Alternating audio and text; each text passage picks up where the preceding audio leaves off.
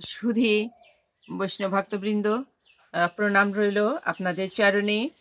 আমরা ধারাবাহিক অনুযায়ী এখন 8 নং শ্লোকটা শ্রবণ করব সকলে।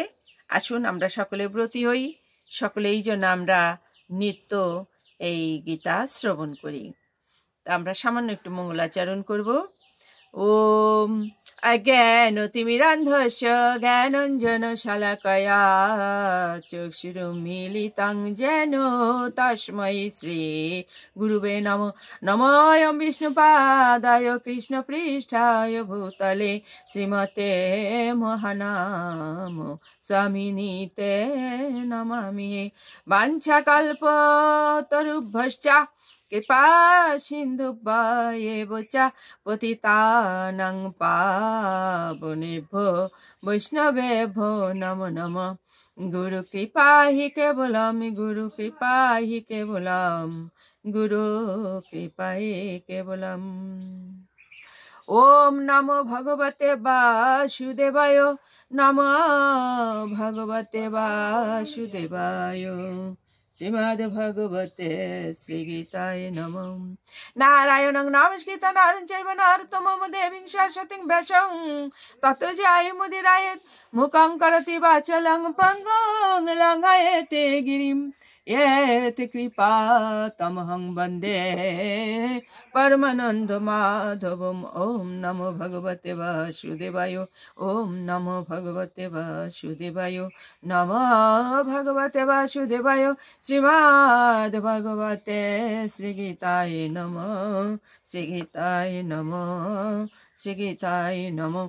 श्रीमद् भगवद गीता द्वितीय अध्याय सांख्य योग श्लोक संख्या 8।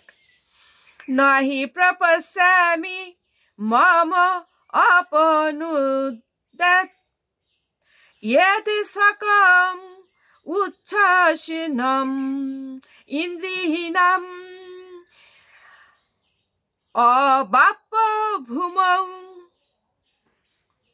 असपत्नम् ऋद्धं राज्यं सुराणाम् अपि च आधिपত্যम्। অনুবাদ: আমার ইন্দ্রিয়গুলিকে সুখিয়ে দিচ্ছে যে শোক, তা দূর করবার কোনো উপায় আমি খুঁজে পাচ্ছি না। এমনকি স্বর্গের দেবতাদের মতো আধিপত্য নিয়ে সমৃদ্ধশালী প্রতিদ্বন্দ্বিতাবিহীন রাজ্য এই পৃথিবীতে লাভ করলেও আমার এই শোকের বিনাশ হবে না। তাৎপর্য: অর্জুন যদিও তার মতকে সুপ্রতিষ্ঠিত করবার প্রয়াসে ধর্মগত ও নীতিগত যুক্তির অবতারণা করেছিলেন, কিন্তু তবুও যেন তিনি তার গুরু শ্রীকৃষ্ণের সাহায্য ছাড়া তার প্রকৃত সমস্যার সমাধান করতে পারছিলেন না। তিনি বুঝতে পারছিলেন যে সমস্যা তার সমস্ত সত্তাকে দগ্ধ করছিল। তার তথাকথিত জ্ঞানের সাহায্যে তিনি সেই সমস্যার সমাধান করতে পারবেন না।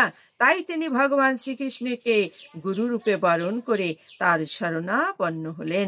সুধী বৈষ্ণব ভক্তবৃন্দ, আমরাও সকলে যেন সেই ভগবান শ্রীকৃষ্ণকে গুরুপদে বরণ করে এগিয়ে যাই। দেখুন কত সুন্দর শ্লোকটি, অর্জুনের বাক্যালাপ এখানে আছে। আমরা আর একবার শ্লোকটি একটু শ্রবণ করি। নাহি প্রপশ্যামি মম আপনুদ্যत् यत् सकमुच्छ्वसनम् इन्द्रियाणाम् अवाप्य भूमौ असपत्नम् ऋद्धं राज्यं सुराणामपि च आधिपत्यम्। সুধী বৈষ্ণব ভক্তবৃন্দ, আসুন আমরা একটু মাহাত্ম্যটা শ্রবণ করে বিশ্রামে যাব।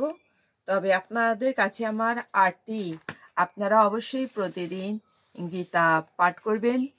আমরা অক্ষয় তৃতীয়া ব্রত বলে অনেক ব্যাকুল হচ্ছিলাম, কিন্তু দেখুন অক্ষয় প্রতিনিয়ত আমাদের সামনে আছে। সেটা কি?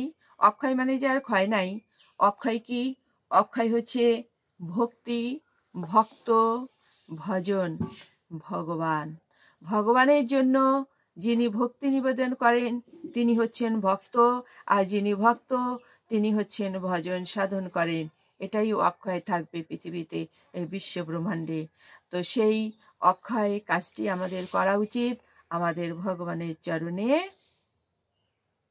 অবশ্যই প্রণতি জানানো উচিত। প্রতিদিন যেন আমরা কি করি, গীতা পাঠ করি। ওম শ্রী পরমাত্মনে নমঃ। ওম শ্রীমদ্ ভগবতে শ্রী গীতায় নমঃ।